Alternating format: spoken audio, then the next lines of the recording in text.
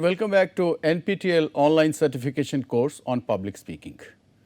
My dear friends, you remember well that we are in the last week of the series on lectures on public speaking.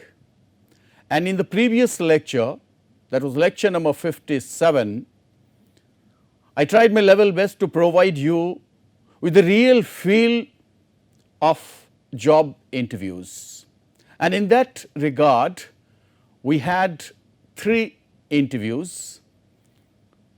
You might have got an opportunity not only to experience the various challenges, not only to see your fears being realized when the mock interviews were conducted in the previous lecture.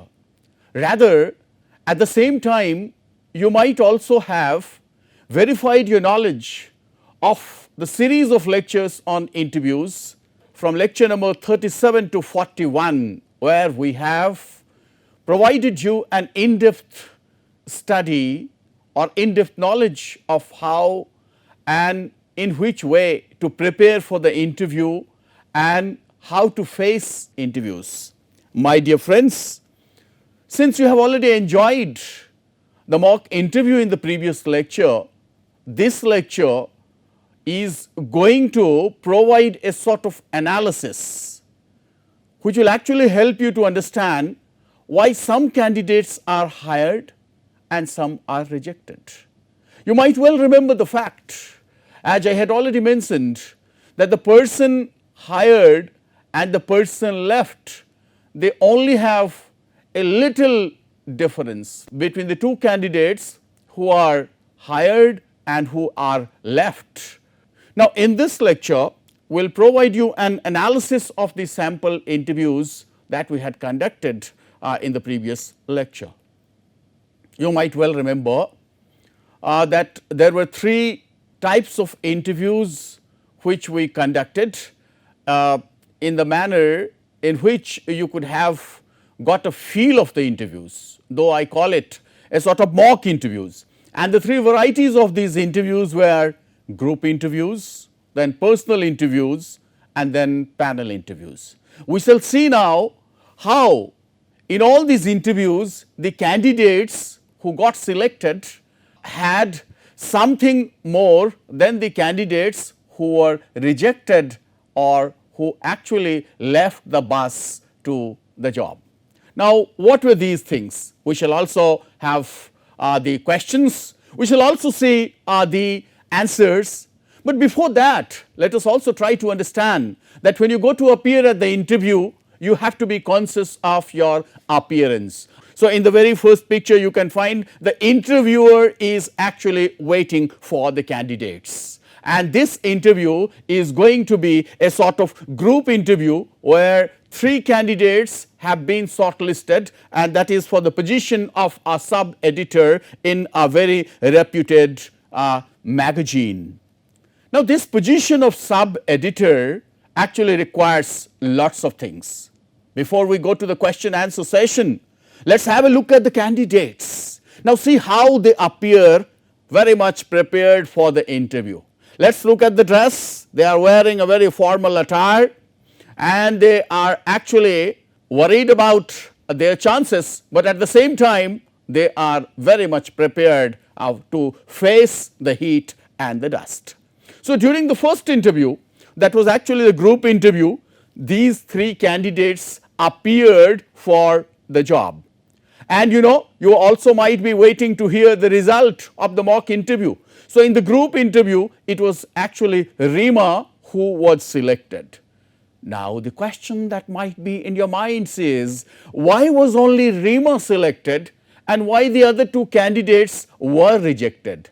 Dear friends, it is not only the question of clothing, it is not only the question of simply answering, rather what matters is the overall perception, what the interviewer finally analyzes, and that went into Rima's favor because of the quality of answers that she provided. Now, let us have the questions. You might remember well that all these candidates were asked 10 questions. They had to face the barrage of 10 questions. And the very first question that these candidates were put was, how would colleagues from your previous workspace describe you? My dear friends, you might also question why this is the first question, because they have already qualified or they have already passed through some other forms of interview. And this is now the final interview, even though conducted in a group, and that is why the questions are very specific. The interviewer just in the beginning tells them that the questions will be put to all of you, and the interviewer wanted the specific answers. Now, in the answer to the question as how would colleagues from your previous workspace describe you, what is expected is the candidate's agility, the candidate's team spirit, the candidate's response, and also the quality of response.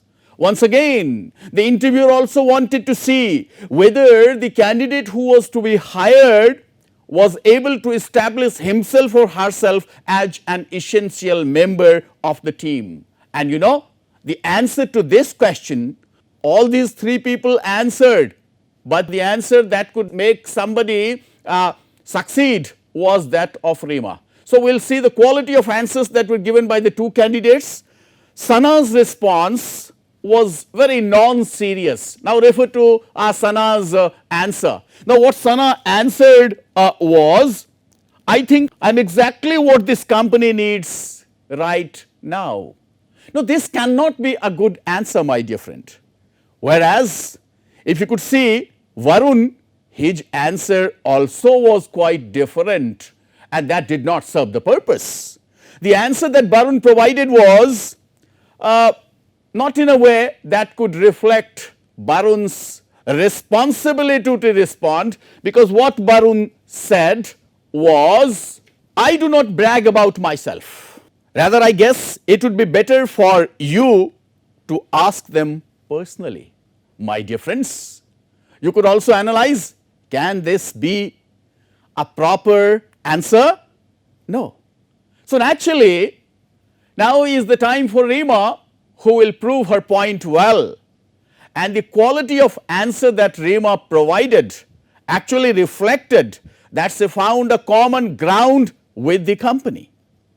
Say for example, she actually tried to exploit the opportunity to enable the interviewer to know that she actually was very much prepared to join a new company, and she said that she wanted to work in a new company where she could provide her past experiences which could actually lead her to bring something new in the new organization. And that is why Rima's answer was very satisfactory, and the interviewer actually got more interested in this candidate as compared to the other two candidates.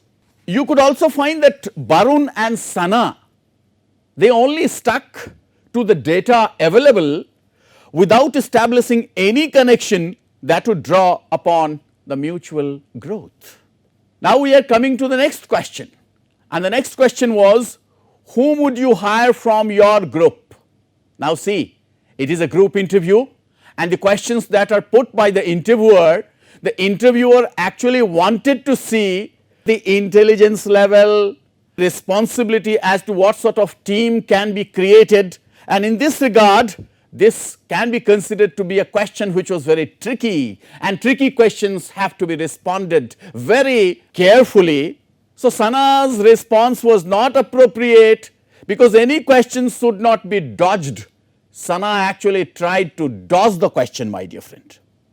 Whereas Varun's response also failed to qualify as a good answer, because if he himself preferred someone else over him, because he said that I would actually like Sana to be hired.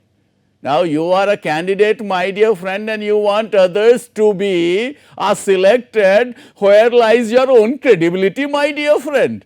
So, Varun's response also was not satisfactory. Whereas, we could see that Rima's answer was the best, because she said that she would hire herself. This actually reflects the sort of conviction, the commitment and the confidence that Rima had in her own abilities. So, while answering the question, she said that she would actually hire herself. You can refer to the answer that Rima gave. And not only did she say that she would hire herself, but then she also provided the justification to it, and while giving the justification, she could tell the interviewer that she was the best fit. Now again, there was another question on career history and future goals. Now what should a candidate do while answering to this question? The candidate should seize the opportunity to prove that he or she was career oriented person who also participated in extracurricular activities as Rima answered since inception, and highlight the best achievements of their career in brief but direct sentences as Rima did. Whereas both Sana's and Barun's responses were very general, and not only general but also vague, ambiguous, my dear friend. Now if we have a look at the questions that were put to in the group and the answers that were given, one can very easily, with a sort of intelligence, with a sort of unbiased opinion, would go for the best candidate, and the best candidate was Rima, who actually emerged triumphantly. My dear friends, this was actually the analysis of the first interview, which we call group interview. I mean, as I said in the beginning, that we are going to analyze three types of interviews, and now comes personal interview. As you have already read in the lectures from 37 to 41, that several sorts of interviews require several ingredients. Now in personal interview you will find that the candidate, having faced some other rounds of interview, now this is actually going to be the final interview, the personal one, where the candidate will satisfy all the expectations that are required for a person to be hired. Now this type of personal interview is also a sort of individual interview, where the candidate is alone and the interviewer, or whosoever it may be, I mean the CEO or whosoever, will see to it, will not only try to be in the lookout for some personal qualities, but also see how the answers are qualitative. This was actually for the position of HR manager in a corporate organization. Now the interview starts. Go back to the lecture on sample interviews and lecture number 57. Now if you have the reflections of the answers in your mind, you can very well verify now. Now as in most of the personal interviews, the very first question is, briefly tell me about yourself. What should the candidate do when such a question is there? Naturally the candidate would be there, wait for some time, and before answering, organize himself or herself. The way one can talk about one's education, one's prior employment, one's extracurricular activities, some other special qualities, fine. Now when you are there for a personal interview, you also must tell how you will prove to be a sort of asset to the organization, because you have to popularize, promote, exploit, fine, and cast your individual brand. So the very first answer to the question about yourself must be simple, but at the same time one must rehearse it well, and the candidate here is already waiting, fine. The candidate is Sana for the personal interview, and now we can have a look at the answers. Now as the interview furthers, the questions also become more standard. So the question was, can you tell me a little about your strengths and weaknesses? This again can be a very tricky question, my dear friend. Many people would just in a hurry would tell about their weakness, but as I have already mentioned in my lectures, that even if you are trying to respond to this question, please try to reflect your weakness as strength. Turn your weaknesses into strength, my dear friend. Choose 3 strengths that are relevant to the position. And you must also pick up one weakness, but in a way your weakness will become a merit, your weakness will become a talent, your weakness will become a spark, your weakness will become a sort of strength. So while describing your weakness as a sort of strength, now see what sort of answers should be given. Now as regards my weakness, this is actually what Sana says. Now as regards my weakness, I often get finicky when any task is not completed within deadline.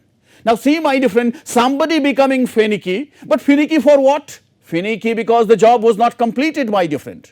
And then Sana says, I take extra hours from my schedule to complete the assigned task, and I am also very particular not to compromise with the quality of the output even when working within closed deadlines.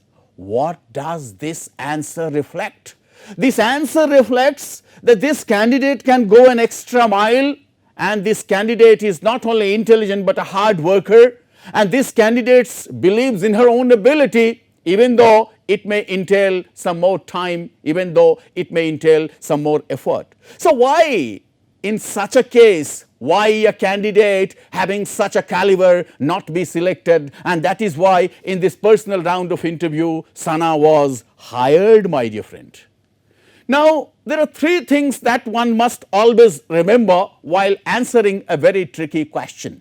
You will find that when you are talking about the strength, of course, strength is a person's talent, value, capability, quality. Somebody may be a very quick learner, somebody may be a go-getter, somebody may be very empathetic. All these are qualities.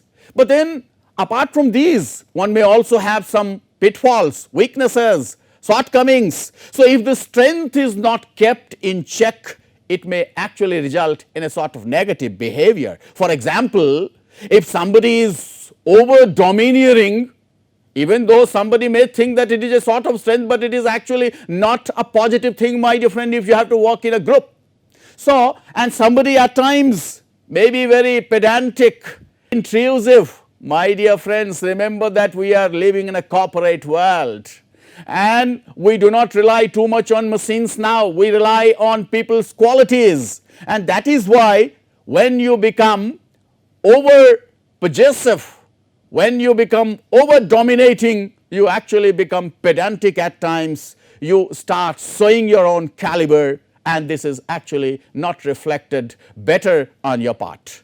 There are of course challenges in such a situation when there are shortcomings. What do you need to work in order to avoid pitfalls? Shortcomings may come, weaknesses may come, challenges may come, fine. So what should a candidate try to reflect? Tolerance, my dear friend, tolerance, patience, giving other people some more room, fine. Not everyone in the group may be qualitative, not everyone in the group may be quick learner, not everyone in the group may be familiar with the use of technology, but when you are heading the group or when you are in the position of a sort of responsibility, you actually need to bear them all, because the group has to go together, and you must remember that group dynamics will always pay better and it will always result better. Now having seen the answers of Sana, we now come forward to see some more questions. Say for example, the interviewer also wants to know the leadership ability, whether she could be a leader or not, or he could be a leader or not. And the question will be, can you tell me about your leadership experience? Now this answer, many of them will say that till now I have not got an experience. Did you not get an experience while you were at school or college? Did you not organize a debate competition? Did you not organize an essay contest? Did you not organize some other activities? Did this not show your leadership ability, my dear friend? Leadership ability is possible in every moment of time. there is an opportunity waiting, knocking your doors, my dear friend. You actually have to open the doors. Leadership can also be possible in a very indirect manner, sometimes working on a class project, sometimes working on a group assignment in an institution. Sometimes you are creating something, organizing something. All these actually reflect your leadership abilities. So while you are trying to tell the interviewers about your leadership abilities, please provide them with some justification as what you did when such a situation came. I mean, here you must remember that we had mentioned STAR technique. STAR technique. What was that STAR technique? Situation, task, action and result. STAR technique. So what, as an individual, what you did as a leader, you actually provided them the overview of the situation, what were the challenges and what was actually the outcome, isn't it? So this will actually help you emerge yourself or prove your leadership abilities. Next question can be, where do you see yourself in another 5 years? You see, this is not a trick question, but this is actually a question about a person, how a person's ambitions are. Sometimes one may be very blind to one's ambition. Without any preparation, one may say that I want to become the CEO of the organization. But do you really have sufficient proofs as your abilities to support you, my dear friend? So when such a question is asked, it may actually make you feel dreaded or frightened, but then such a question is very genuine.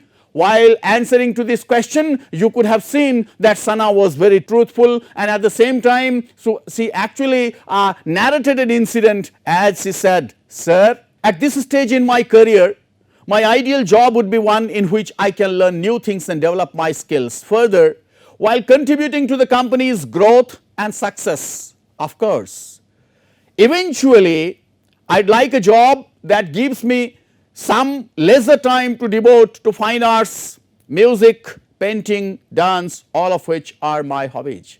So in a way, Sana has already said what she wants to become, but then she had some other qualities also. Ambition is there, no doubt, but ambition is not blind.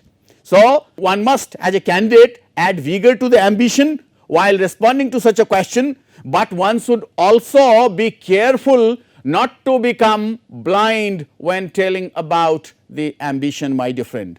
One must beware not to sound overconfident. Becoming confident is good, but becoming overconfident is bad, my dear friend. I think you will remember that. Then again there was another question where the interviewer actually wanted to see that why did a candidate think himself or herself too suitable for the job. Why should I hire you when there are many other experienced candidates? Now here again is a chance to repeat or reiterate your superiority and uniqueness, your distinctiveness, my dear friend. Here is the chance to market your own skill. Here is the chance to show your confidence in your abilities, and you can always, just like Sana, say, Sir, I believe that the candidate you are looking for this position should have the ability to communicate with diverse groups of people and should also possess a refined acumen to solve problems. And my previous experience at, now Sana or any other candidate would refer to the past experience in the past organization. Now one of the major things that are often asked in most of the job interviews, especially in the final interviews, are about the financial part, salary expectations. Expectations are great, but expectations have to be genuine, my dear friend. So the question about salary, now there are two ways to answer this question. It is always better, as I have already stated in some of the lectures, that do not disclose what salary you want, but you should always be ready not to sacrifice your past salary, fine. I mean there need to be a sort of connect with what you are getting and what you are aspiring for. So one can put a very straightforward answer to this question by stating a figure, but the figure should be such that is reasonable, neither too less than what you are getting, nor too much what one can never aspire for. One must also, as a prospective candidate, make a lot of research about what the candidates in this organization are getting that will actually provide them a new chance to get something more than what one was already getting. And as I have been saying, one must actually justify oneself about the salary expectations. Now let us try to analyze why Sana was selected. Sana actually gave some very reasonable answers with the help of her diligence, and at the same time Sana also proved why she was the best. And Sana actually had already made a lot of rehearsals and homework, fine. Sometimes or the other there are also questions which the candidate can ask and the interviewer is liberal enough to answer. Say for example, there was one question that, do you have any questions for me? Now here is an opportunity to show your eagerness as you want to know more and more about the organization, and the interviewers will find in you a candidate who is very much excited to join this organization.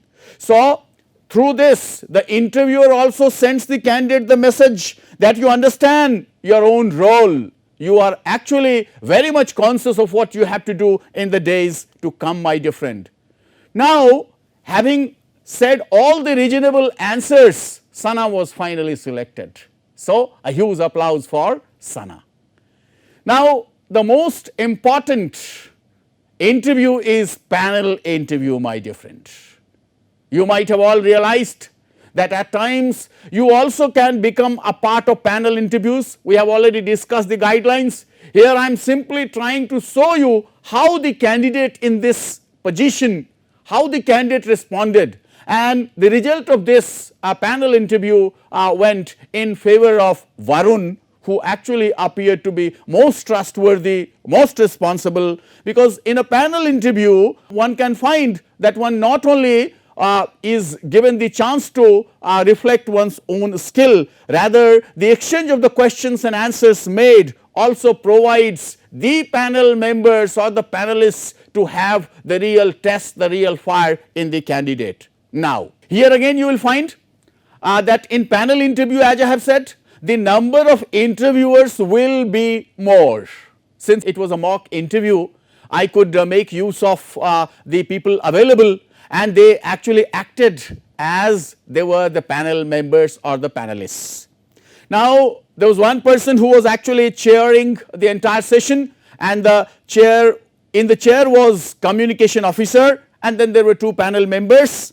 The panel chair usually occupies the central position. I mean, positioning is also very important. So when you go for the next interview, you can easily find out who is the person who is actually the most important one and who can take decisive roles. So here you can find the person sitting in the center is the communication officers, and there are two other members in the panel. Now let us straightway come to the questions.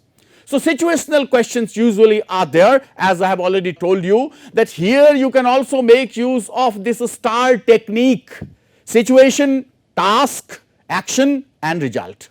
So the first panel member asked, have you ever had the experience of dealing with a difficult customer, which is a very genuine question most of the time.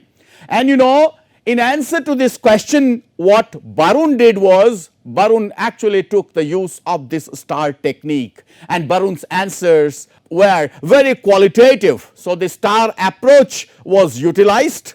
What Barun said? Of course, I have been in that situation several times. Customer complaints are inevitable in a growing market. From my experience, most complaints arise due to communication gaps. You see, Barun in a way is giving them the hint that Barun is an experienced guy. And he says that communication gaps and misunderstandings arise at times in organizations between the client and the company. Such conflicts severely hamper the brand image and reputation of the company. My dear friends, by answering in this manner, Barun has also told them how he is ready for a challenging position. Again, there is another question about task, and as regarding task, he will say, as a corporate communication specialist in this matter, I am required to be in the forefront, accountable position to resolve those conflicts immediately and effectively. Before employing my interpersonal communication skills, I listen to clients' concerns and try to understand the problem better.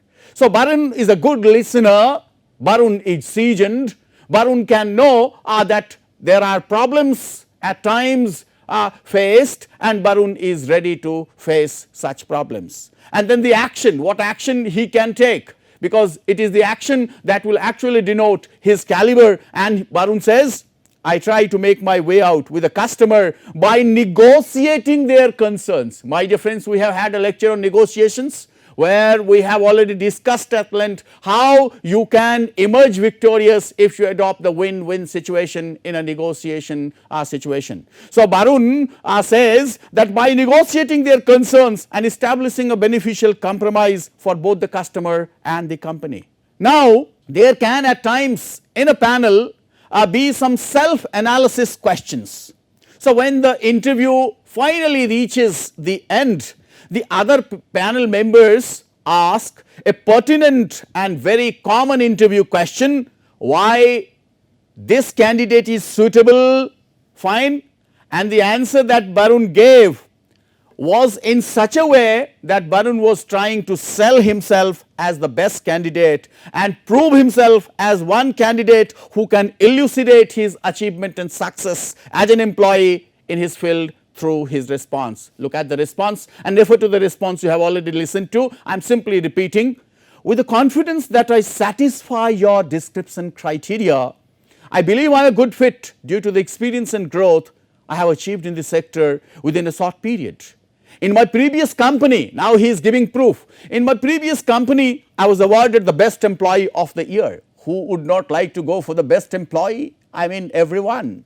I was awarded the best employee of the year with many other appreciations and accolades for my performance. I was integral in boosting the financial growth of my previous company, and he provides the calculations, the figures, by 65% in the first year of my employment, and it has been upward since. I am looking forward to contributing with the same energy and promise, even better growth and customer services to the company as a corporate communication specialist. So, you can really find, my dear friend, such an answer is not only qualitative, but by giving such an answer, Barun has proved his own mettle, and he has actually won the minds of the interviewers, of the panelists, and Barun is declared successful.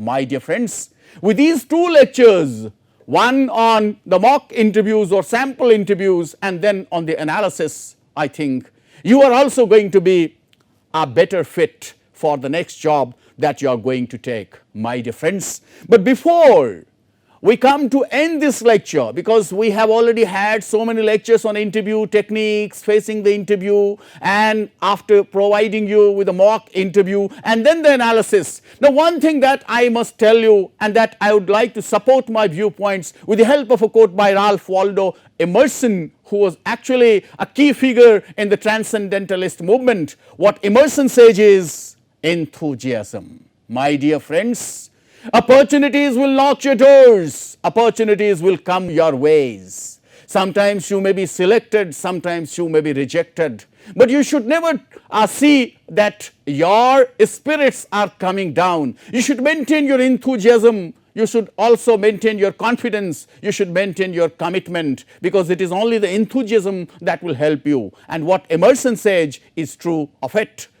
Enthusiasm is one of the most powerful engines of success. When you do a thing, do it with all your might.